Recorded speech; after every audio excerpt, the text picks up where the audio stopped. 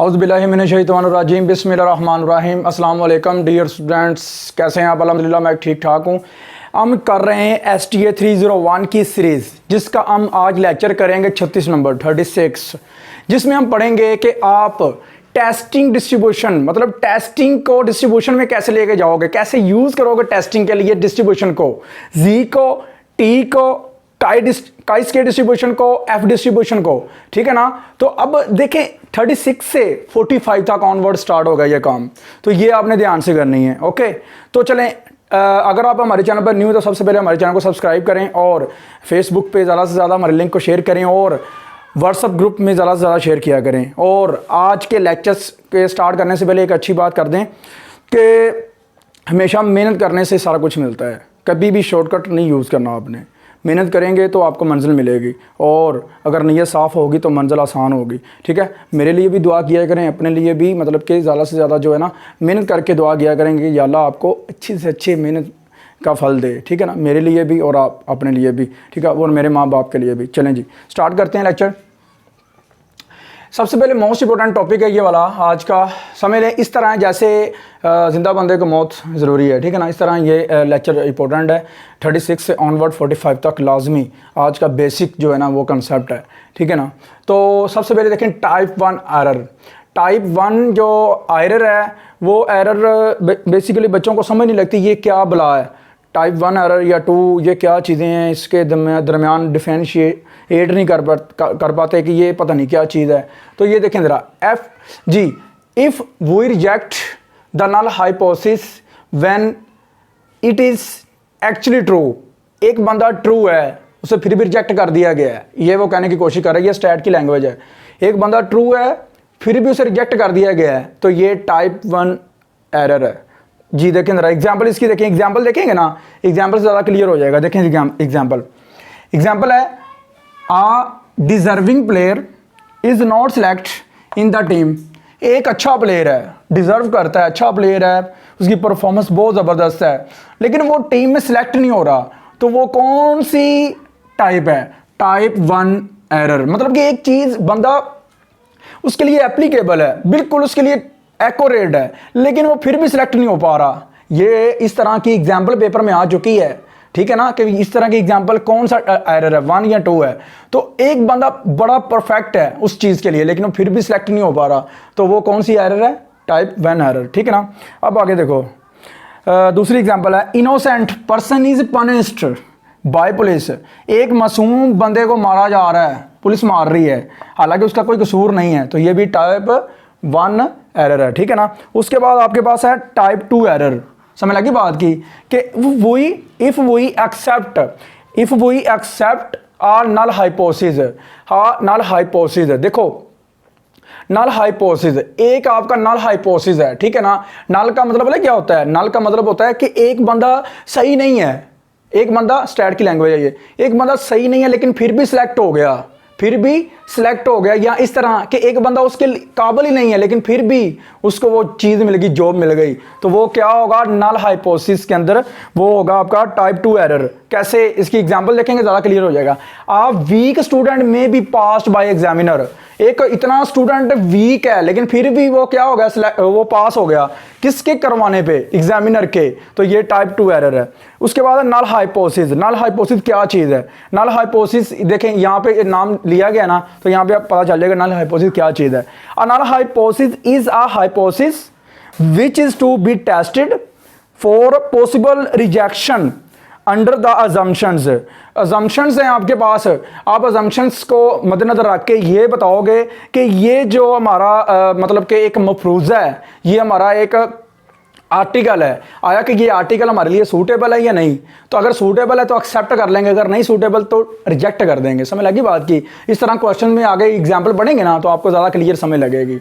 आगे, it is noted by जी, देखें जी, it is denoted by H naught, ठीक है ना, it is noted by H naught. समझ लगी बात की? इन फॉर्म, इस तरह की इसकी शक्ल होगी। H नोड क्या होगा? डॉट, मैंने क्या लगाया, कॉमे लगा दिए। अब देखो म्यूज इक्वल टू क्या आएगा? 16।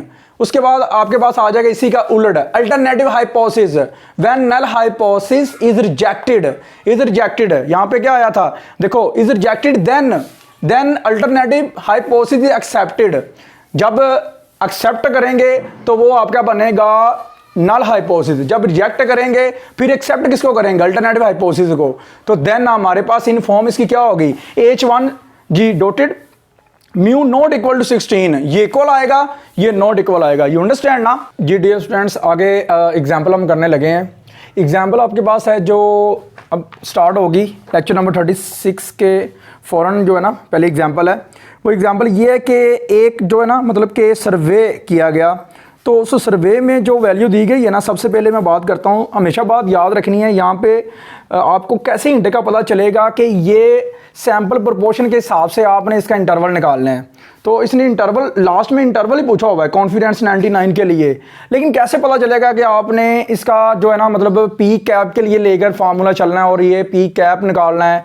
तो ये पता कैसे चलेगा, इसमें ना उसने what proportion of all teenagers with 3 और more appearances in code are orphans, ठीक है ना, समझ लगी बात की। तो the estimate to be made with 99% confidence interval, ठीक है ना, कॉन्फिडेंस।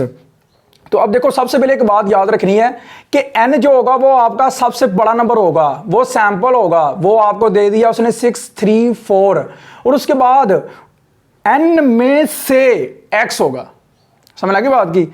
तो वो उसने दे दिया आपको 291 तो आपने क्या करना है, सैंपल प्रोपोर्शन निकालनी है। Sample proportion P cap equal to x over small n, तो वो आपके पास सैंपल प्रोपोर्शन ये आ जाएगी। इसी तरह आपने क्यू कैप निकाल लेनी है।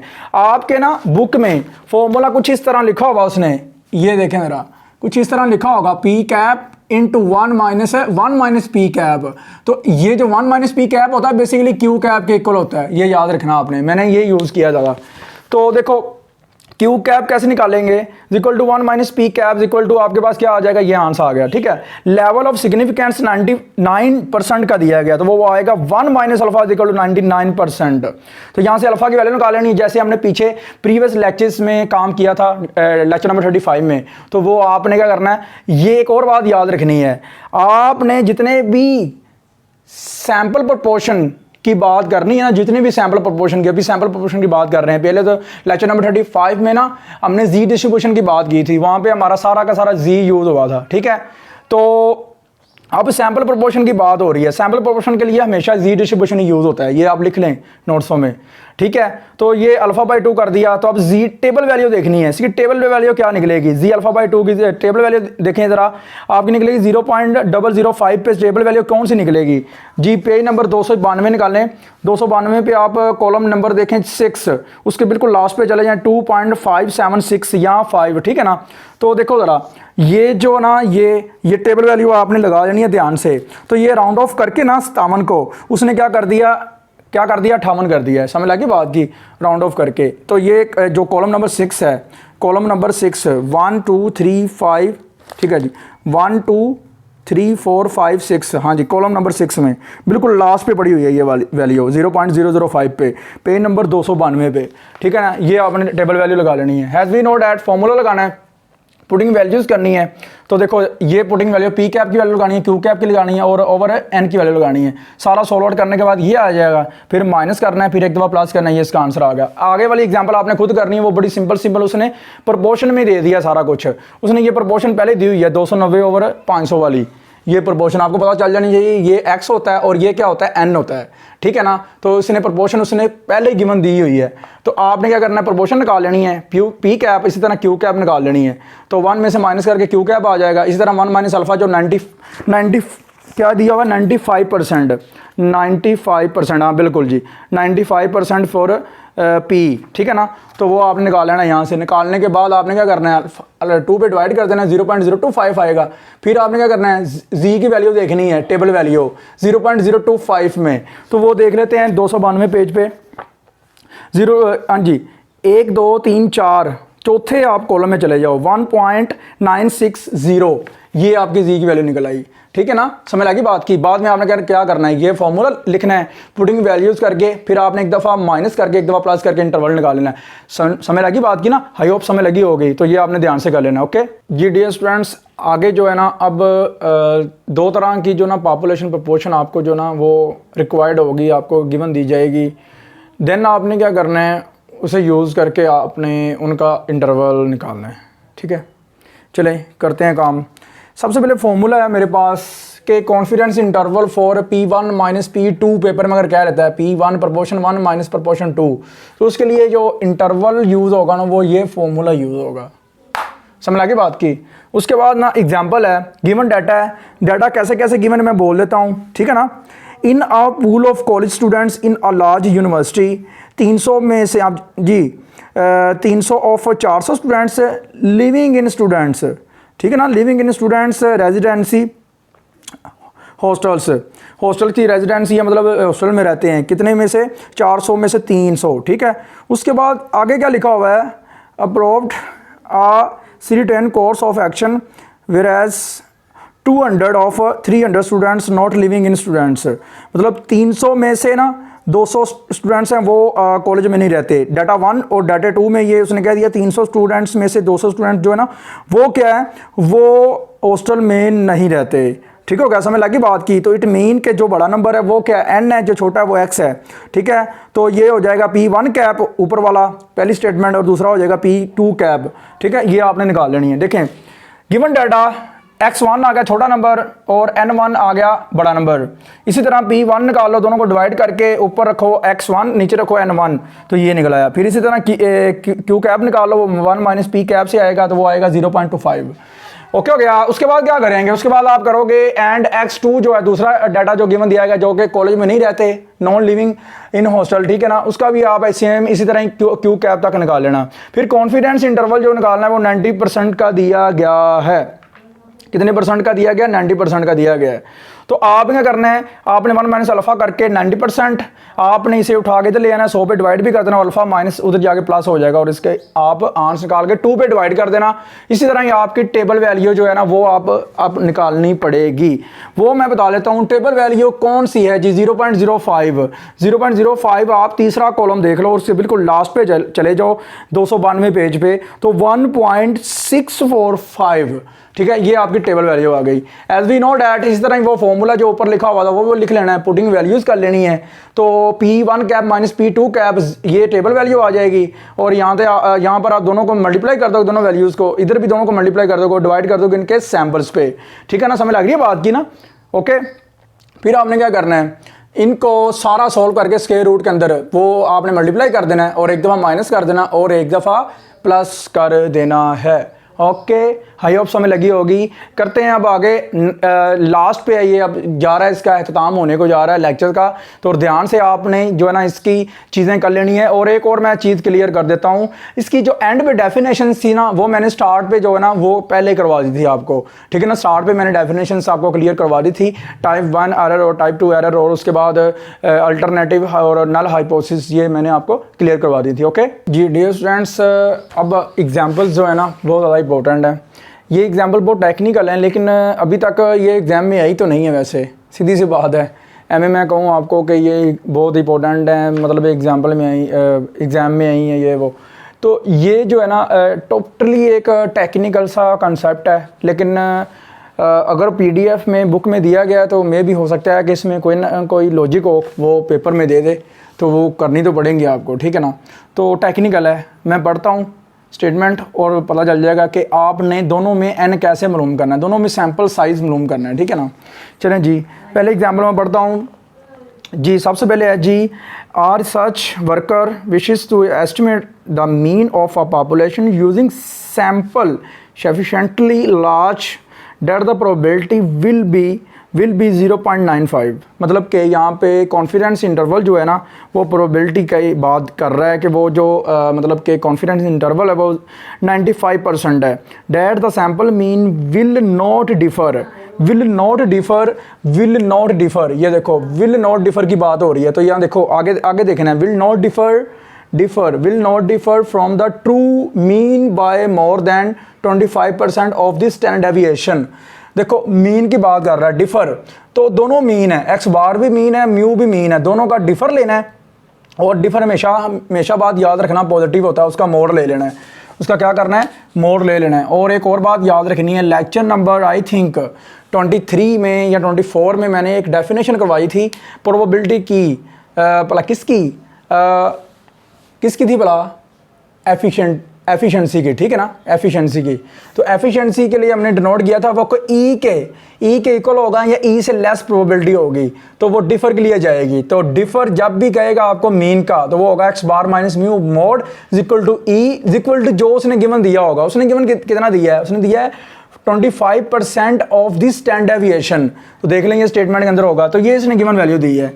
तो क्या करना है अब, इसके ऊपर बड़ा मैटर करता है, ये चीज़ आगे जाके यूज़ होगी। तो परसेंटेज खत्म करोगे 100 आ गया, दोनों को कट करोगे तो ये सिग्मा बाय 4 आ गया। यू अंडरस्टैंड ना? उसके बाद आपने क्या करना है, 1 minus alpha is equal to 95% confidence interval करके आपने अल्फा की वैल्यू निकाल देनी है, अल्फा बाई 2 की वैल्यू निकाल देनी है, ठीक है। इसी तरह आपने टेबल में चले जाना है 292 पेज पे, ठीक है, 292 पे, तो वहाँ पे आपने टेबल वैल्यू देखनी तो 1.960 होगी। ओके जी, टेबल वैल्यू बार बार बताने की अब ज़रूरत नहीं है, बहुत ज़्यादा मैंने बता दिया है। वी नो डैट फॉर्मूला क्या होगा, ये फॉर्मूला कब लगाना है? जब आपका डिफर बाय यूनिटी या डिफर बाय मीन कहता है, डिफर बाय यूनिटी या डिफर बाय मीन पॉपुलेशन के लिए। तो आपने क्या करना, फार्मूला ये लगाना है एन निकालने के लिए। तो n is equal to ji alpha by 2 multiplied by sigma over E, putting values कर देनी है। इसकी वैल्यू कितनी है? टेबल वैल्यू ये आ गई, सिग्मा वैसे ही आ गया और सिग्मा बाय 4। और इसके बाद क्या करना आपने, ये सिग्मा बाय 4 ऊपर जाके उल्टा हो जाएगा, 4 बाय सिग्मा हो जाएगा, सिग्मा के साथ सिग्मा कट गया, दोनों को मल्टीप्लाई किया, स्केयर लिया तो ये आ गया। राउंड ऑफ करेंगे तो आपके पास 61 पॉइंट समथिंग आ रहा है, तो ये क्या होगा 62 हो जाएगा। यू अंडरस्टैंड ना? आई होप बड़े अच्छे से समय लगी होगी, ये ध्यान से करना है। अब एक और मैं क्लियर करने जा रहा हूँ चीज़। तो जब मीन की अगर बात करेगा ना, मीन पॉपुलेशन के लिए, तो आपने फॉर्मूला ये यूज़ करना है, डिफर बाय मीन, ठीक है ना। तो ये आपने फॉर्मूला इस्तेमाल करना है एन के लिए। अब एन के लिए फॉर्मूला आगे जाके चेंज हो गया। कुछ बच्चे ना इसे छोड़ देते हैं, पता नहीं क्या समझते हैं कि ये पता नहीं ये रट्टा है या समझ नहीं लग रही, तो बस ध्यान से करते जाएं, समझ लग जाएगी, इसकी कोई मसला नहीं है। एग्जाम्पल है, एग्जाम्पल में उसने पूछा हुआ है, अब एग्जाम्पल में उसने ये कह दिया कि in are random sample of 75 axle shafts, हाँ जी, 12 हैव अ सरफेस फिनिश, ठीक है, डेट द, हाँ जी, referred, then the specification will allow how large a sample is required if we want to be 25% confidence interval that the error is using p cap to estimate is less than 0.05। अब देखो error की बात कर रहा है, that the error in using p cap minus p, उधर बात थी मीन की, अब इधर बात आ गई है पी कैप माइनस पी की। देखो यही लिखा हुआ पी कैप माइनस पी मोड़ लेना है इक्वल टू ई आ गया। अब इसके क्या उसने कहा हुआ है, उसने स्पेशल इसकी वैल्यू दी, उसकी वैल्यू क्या दी थी, उसकी दी थी 25% multiplied by sigma of the standard deviation. यहाँ पे 0.05 की दी है वैल्यू, उसने ई की वैल्यू 0.05 दी हुई है खुद से गिवन, एंड एक्स क्या दिया 12 और एन दिया हुआ उसने 75। तो यहाँ से पी कैप की वैल्यू निकाल लेनी है, पी कैप निकल आया उसकी। इसी तरह यहाँ आपने क्यू कैप की निकाल लेनी है, क्यू कैप की निकल आई। अब वही 1 माइनस अल्फा करके 95% के लिए उसने कहा हुआ है, ठीक है, कहा हुआ है जी, 1 to be 95 confidence interval that the error is using, ठीक हो गया। तो आपने क्या कर लेना है, इसके टेबल वैल्यू निकाल लेनी है। टेबल वैल्यू निकलेगी जी 0.025 की टेबल वैल्यू निकलेगी 1.96, पेज नंबर 292 पे, ठीक है। वी नो डैट फॉर्मूला आप देखें चेंज हो गया। कब चेंज होगा, जब उसने आपको ये कहेगा, ये जब कहेगा पी कैप माइनस पी का जब एरर की बात करेगा तो आपका फार्मूला ये लगेगा, n is equal to ji alpha by 2 over E का square into p cap q cap. You understand ना? समझ लगी बात की। आगे कहाँ किया है, पुटिंग वैल्यूज़ कर देनी है आपने इसके अंदर। तो इसके अंदर आप पुटिंग वैल्यू जब करोगे ना, तो देखो ज़रा, ये है पुटिंग वैल्यू पुटिंग की। तो अब आपने क्या करना है, इसका सारा स्केयर लेके मल्टीप्लाई करना है इसके साथ, तो ये आएगा। अब राउंड ऑफ करेंगे तो इसके बाद ये आएगा। यू अंडरस्टैंड ना? ये आपका लेक्चर ख़त्म हो गया। अल्लाह हाफिज़। लो जी, ये लेक्चर का अल्लाह हाफिज़, ठीक है ना? समझ आ गई बात की। तो जो लास्ट पे डेफिनेशंस है ना, वो मैंने शुरू में आपको करवा दी थी पहले ही लेक्चर के स्टार्ट में ही। अच्छा जी, वही अब ऑनलाइन देखा करें, बस आपकी बहुत मेहरबानी है, ऑनलाइन देखा करें, बैठ के ऑनलाइन देखेंगे तो हमें फ़ायदा होगा, और ज़्यादा से ज़्यादा जो है ना दोस्तों के साथ शेयर किया करें, मेहरबानी आपकी। और एक और आज मैं एक बात क्लियर करने लगा हूँ, वो ये वाली कि ये एक STA का चैनल नहीं है, ये एक सिर्फ STA का चैनल नहीं है, ये इंशाल्लाह आपके लिए आपके तनसीर भाई ने, तनसीर अहमद ने इंशाल्लाह आपके लिए एक प्लेटफॉर्म बनाया है। ये ऐसा प्लेटफॉर्म है जहाँ पे आपको इंशाल्लाह मैथ्स के सारे लेक्चर्स मिलेंगे, जितने भी VU के लेक्चर्स हैं इंशाल्लाह सारी सीरीज़ स्टार्ट करूँगा मैं, और यहाँ से आपको सारे के सारे मैथ्स के लेक्चर्स मिलेंगे। और ऐड टू डैट इंशाल्लाह 9th 10th first year second year BSc MSc के कंसेप्ट जो हैं पंजाब यूनिवर्सिटी के, ठीक है, यूनिवर्सिटी ऑफ पंजाब के कैलकुलस मेथड, और आपको यूनिवर्सिटी पंजाब की जो है टोपोलॉजी, एडवांस थ्योरी, उसके बाद न्यूमेरिकल एनालिसिस, उसके बाद MMP मैथमेटिकल फिज़िक्स, ठीक है, इस तरह की जो जितनी भी है कम्प्लेक्स है वो सारे के सारे इंशाल्लाह ये प्लेटफॉर्म से मिलेंगे। ये एक चैनल नहीं है, एक प्लेटफॉर्म है। तो प्लेटफॉर्म को बड़ा होना चाहिए, तो आपकी सपोर्ट चाहिए इसे बड़ा करने के लिए। तो आप अगर मेरा साथ देंगे, ज़्यादा से ज़्यादा जो है ना मतलब लिंक को फैलाएंगे, तो मेरी चेन बनेगी तो कारोबार फैलेगा तो तनसीर अहमद का नाम होगा तो हमें अर्निंग होगी तो हम काम करेंगे तो रिलैक्सेशन मिलेगी और सेटल होंगे। आपकी मेहरबानी है, ज़्यादा से ज़्यादा जो है ना हमें सपोर्ट करें, क्योंकि हमें सपोर्ट की बहुत ज़्यादा ज़रूरत है। ये सिर्फ मैं मैथ की बात कर रहा हूँ। प्लेटफॉर्म का मतलब ये होता है कि आपको सारे के सारे जो सब्जेक्ट ना, सारे के सारे सब्जेक्ट यहाँ से मिलेंगे। तो यहाँ पे आपको इंशाल्लाह MGT इकोनॉमिक्स, ठीक है, अब CS इंशाल्लाह वो भी इंशाल्लाह हम स्टाफ जो है ना स्टाफ हायर कर रहे हैं, स्टाफ से हम लेक्चर्स रिकॉर्ड करवाएंगे और आपके लिए प्रोवाइड करेंगे। और ये एक प्लेटफॉर्म है, प्लेटफॉर्म को एक कंपनी की ज़रूरत होती है और वो कंपनी आप हैं। तो आप मेरा साथ दें ज़्यादा से ज़्यादा, क्योंकि हमेशा एक बात याद रखना कि किसी ने ये कहा था कि जब कोई इंसान दुनिया में आता है वो गरीब आता है और गरीब ही मर जाए, तो इसका मतलब है कि उसमें कोई फ़ॉल्ट है। लेकिन अब मैं जो भी मतलब ये कहना चाहता हूँ कि देखें, मैं दुनिया में आया हूँ, पूरी फैमिली से बिलोंग करता हूँ और पता नहीं कैसे करके अपनी स्टडी कंप्लीट की, लेकिन अब जो जिस ट्रैक पे मैं जा रहा हूँ, अब मैं यही चाहता हूँ कि अल्लाह करे कि मैं ज़्यादा से ज़्यादा अर्न करूँ और ज़्यादा से ज़्यादा नाम कमाऊँ। और ये जो जिसने ये बात कही थी, मुझे ये पता है किसने ये बात कही थी, तो ये बात कही थी बिल गेट ने कही थी, और उसने ये कहा था कि इंसान का फ़ॉल्ट है कि अगर वो गरीब घर में पैदा हुआ और गरीब ही मर गया तो उसका फ़ॉल्ट है। तो ये मैं अपना फ़ॉल्ट नहीं बनाना चाहता। मेहरबानी करें ज़्यादा से ज़्यादा जो है ना कैंपस में अपने दोस्तों से, बहन भाइयों से जो है ना हमारा मतलब कि रिकमेंड करें, हमारे चैनल को व्हाट्सअप ग्रुप में जाएं, उधर हमारे लिंक को शेयर किया करें और व्हाट्सअप पे लगाएं, स्टेटस में लगाएं कि ये जो STA के लेक्चर्स भाई तनसीर हैं बहुत अच्छे देते हैं। और आपकी मेहरबानी है, आपके प्यार मोहब्बत का बहुत ज़्यादा शुक्रिया। अल्लाह हाफ़िज़।